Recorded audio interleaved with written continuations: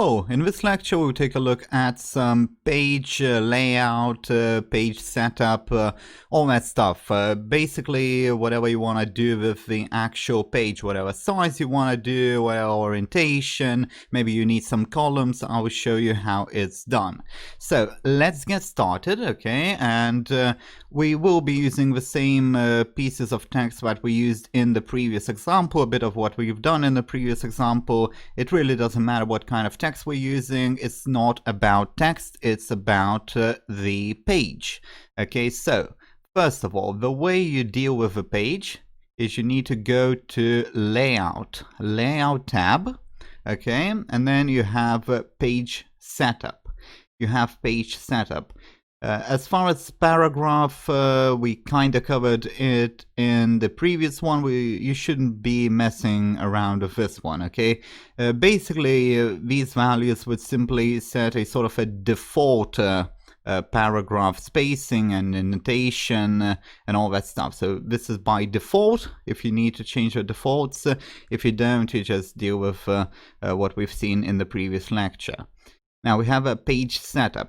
So first of all, we have margins, okay, margins. And you see my text starts most people, okay, these two words, but there is a blank space, okay. Now, that's all great if you want to file your documents, you want to clip them, do something like that, glue them perhaps even. But if you want to save your paper, or if you just don't have a lot of space to hang something important, you might need to have some lower, smaller margins. So the margins are right here. You simply expand that and say you can do narrow.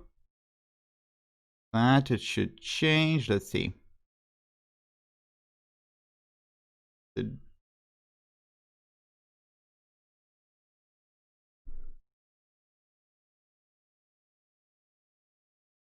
Okay, so they have changed now. You see they are more narrower, the margins.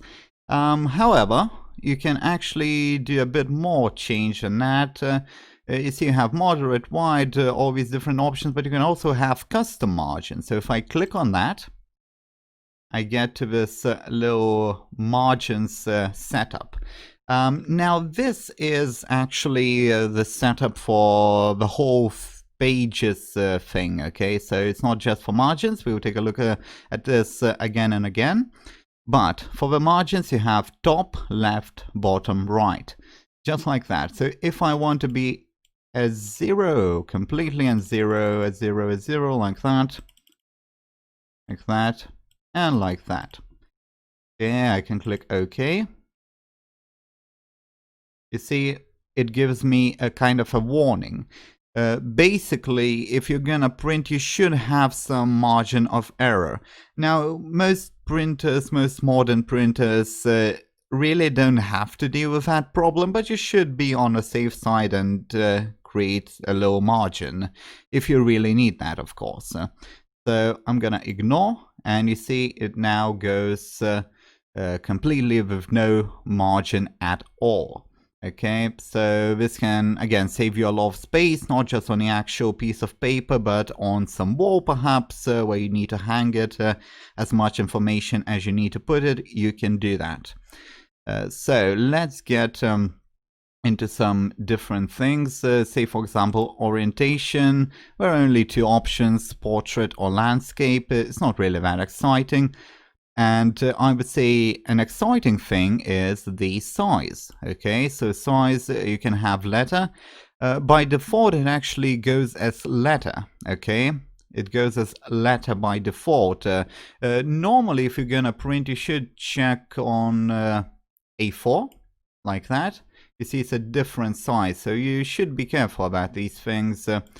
You should go with A4. Now, if I choose something perhaps a little bit different, I can go to more paper sizes. Okay, A4, we don't really have too many options to choose from, but we can do custom size, you see, like that, custom size. And what I can do, say, for example, I can do with a 4, okay, and this one, say, at 7, like that.